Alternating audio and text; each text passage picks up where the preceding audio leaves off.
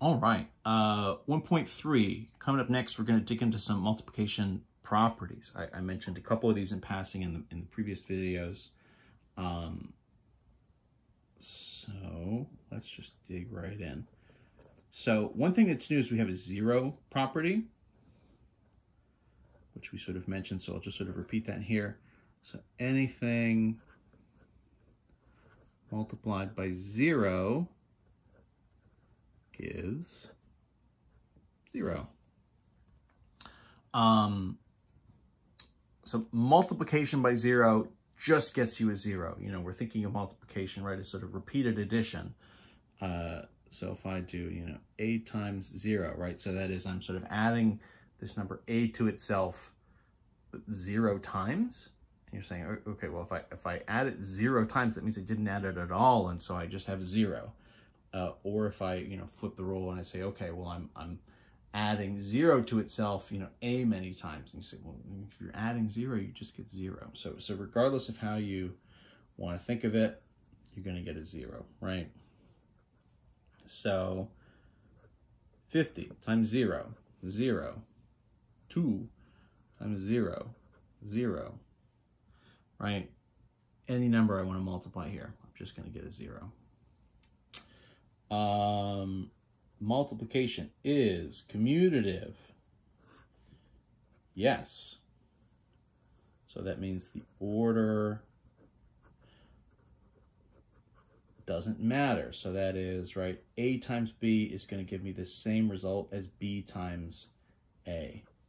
Those things are the same, right? So 5 times 4 is 20. And 4 times 5 is also 20. So regardless of how we want to think of this, you know, 4 5s that are added together or 5 4s that are added together, regardless of how we kind of slice it, we get to the same result. So multiplication is commutative. This is nice, right? It means we can sort of, you know, move things around to a certain extent and not affect the answer. Multiplication is also associative.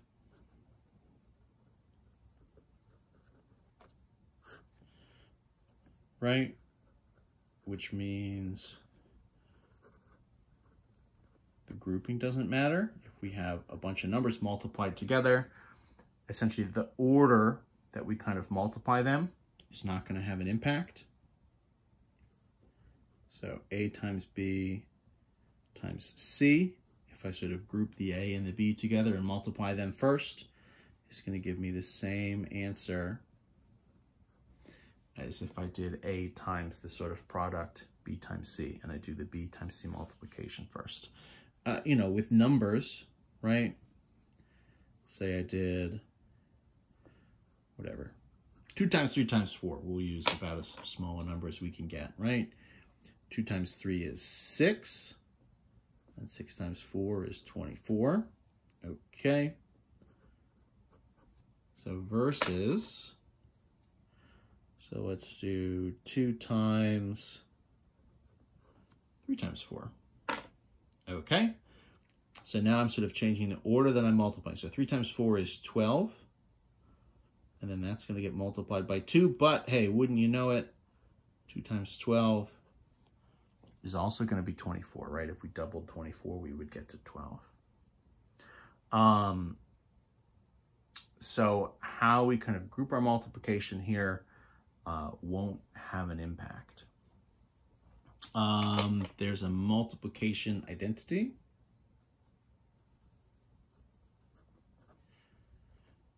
The additive identity was 0, right? If you added 0 to any number, you just get the number back again. The multiplicative identity is 1. So anything times 1 is the number back again, right?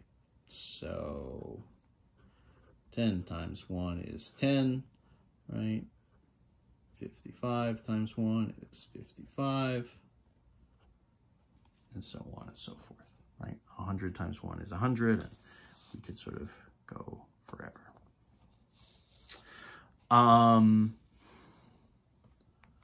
All of those properties. Most of those have sort of an addition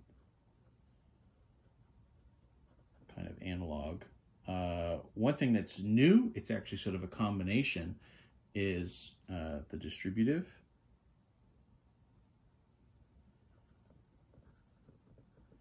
Property. And so how we want to think of this is we can break up multiplication over both addition and subtraction. So obviously as we start to get more operations in the mix, what will happen is we'll start to get more and more expansive sort of math situations, what we would think of as expressions, where sort of a sequence of operations that sort of starts to happen. As we get more and more of them, one thing that's important is to think of the order of operations, which we'll sort of talk about in a section coming up. But for now, so what this means is if you have A times a quantity B plus C that's in parentheses, what that's going to mean is it's the same thing as A times B, right, I said B, but I wrote C, A times B plus A times C. So, right, you're thinking of this as the sort of A is sort of breaking apart over this addition. So you're doing A times the B and A times the C, and you're sort of leaving the addition in the middle.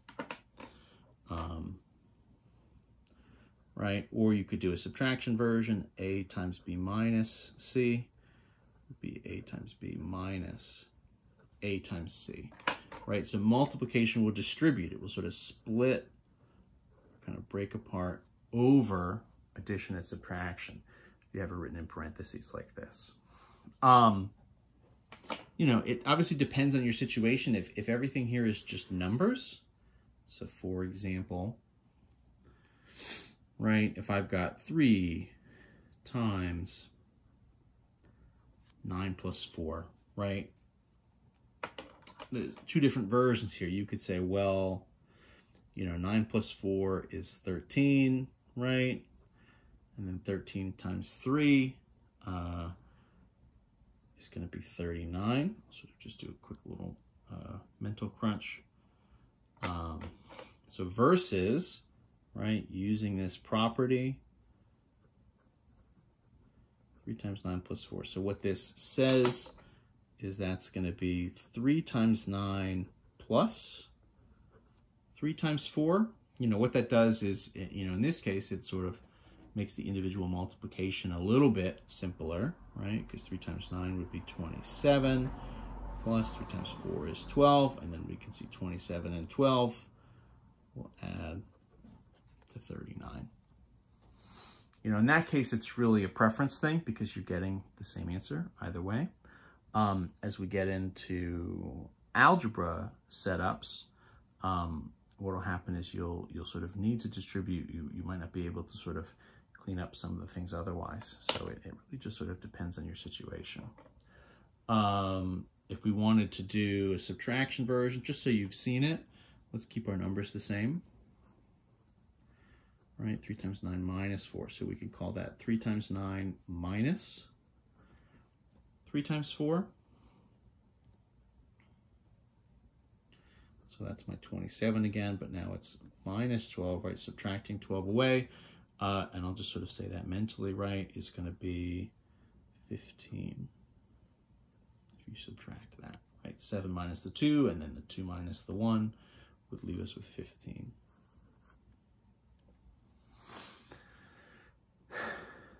So pretty good, right? This is sort of a distributive property, right? It helps us sort of to clean things up. What will start to happen here is we can get sort of long sequences, these sort of long math expressions, have a lot of stuff in the mix. So knowing these properties and being able to sort of use them to simplify is a great idea. Let me see if I can squeeze a couple more things in here just kind of quickly.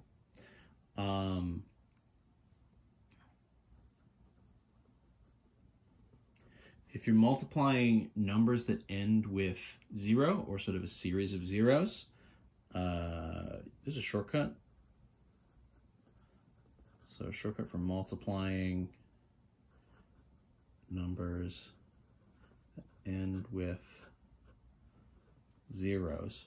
I'll sort of just give you an example to sort of illustrate. So let's do 300 times 9,000, for instance, right? So you might say, okay, so that's like a 4-digit times a 3-digit. I'm going to have to sort of run through this. As we saw in one of the previous examples, when you're multiplying by the zeros, you just get a bunch of zeros. So that doesn't seem like it's the biggest deal in the world. And so the shortcut here is you can do, well, 3 times 9 would be 27. And then count the total number of zeros. And so for us, right, so that's kind of 1, 2, and then 3, 4, 5. So the shortcut here is all you're going to do is say, okay, well, so 3 times 9 is 27, and then I'm just going to list 5 zeros. Every one of those zeros is just going to get me an extra 0 in my result. Right? So, 9,000, these 3 zeros are getting me into the thousands. 2 more zeros are getting me, right? 2 more zeros in my final answer. It's really the 27 is the only multiplication we're getting. So 27 with 5 zeros. So then we'll go, right? Kind of 1, 2, 3, 4, 5. And then we kind of reverse engineer, where do our commas go? So right here and here. So we're ending up in this case at, 2,700,000. But it's just a quick little shorthand, right? If we have all these extra zeros on, we're really just sort of counting them, going from there. Last but not least, just a quick little vocab for multiplication. Not quite as many options as we had for addition, subtraction. Obviously, just saying multiply will do, or saying times. The thing you'll see maybe more often is product. So right, the product of 3 and 15 is 45. Or a couple specific ones.